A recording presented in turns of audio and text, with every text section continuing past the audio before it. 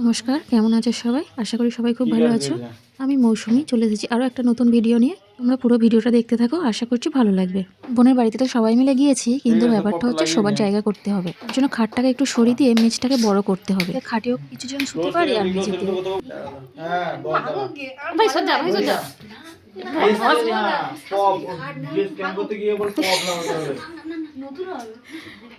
হ্যাঁ, তো জ্যাকেটটা লাগা। কি অবস্থা করছে দেখ। এই খাটটাই একবার আমরা ভুলে পড়ে গেছিলাম না সেখানে, সেই এই আমি তো বলবো নিচে কোনো সাপোর্ট ছিল। আমি বলছি ওকে আমি কি উঠে গেলে সাপোর্টটা কমে যেত? হ্যাঁ কমে যেত তো ওইখানটা এলাম। কথাটা শুনেছো? কথা শুনলে মানুষ হাসবে না রাগ করবে বুঝতে পারবে না। খাটটাকে তো সরাতে হবে, কিন্তু এদিকে ছোট বোন বিছানা থেকে নামবে না, বিছানা থেকে উঠছে না। আর খাটটা সরাতে গিয়ে কিছু একটা কাঠ ছিল, সেটা ছেড়ে গিয়েছে। ব্যাপারটা ছিল কাঠটা ছেড়ে দাও, ও ছেড়ে দাও, বুঝলে করবে এদিক দিয়ে যা তুই শোন। খাটের নিচে কি কাণ্ড কারখানা হয়েছে সেটা দেখতেই রোহিত ঢুকে গেল খাটের নিচে। আমরা যখন সবাই একসাথে হই তখন কেউ অন্য ঘরে থাকবে না, সবাই মিলে একটা ঘরেই থাকতে হবে। যে অন্য ঘরে চলে যাবে সে অনেক কিছু মিস করে যাবে।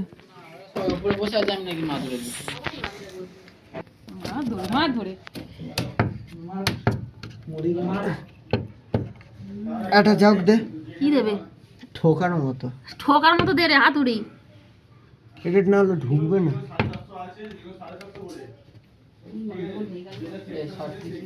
বিছানাপত্র তুলে এদের অবস্থাটা দেখো। ঠিক আছে, হয় না ভাসছে। ভাসছে। হ্যাঁ হ্যাঁ হ্যাঁ উঁচু হয়ে গেছে।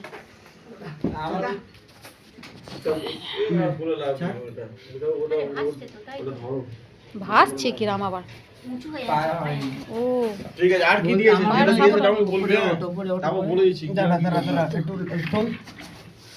কি হচ্ছে ব্যাপারটা? জ্যাকেট দাঁড়া ফেললে দাঁড়া ও দিচ্ছি। 780 টাকা তো পপ ওটাকে স্যারকে বল বড় করে পপ লাগিয়ে দিতে, ঠিক আছে? দাঁড়া এই দিকটা এই দিকটা ঠিক আছে মামা দিকটা সেটা লাগা লাগিয়ে শুরু করো। মামা দিকটা যাকে মামা নিয়ে চলে গেছে আমি চাগাতে পারি।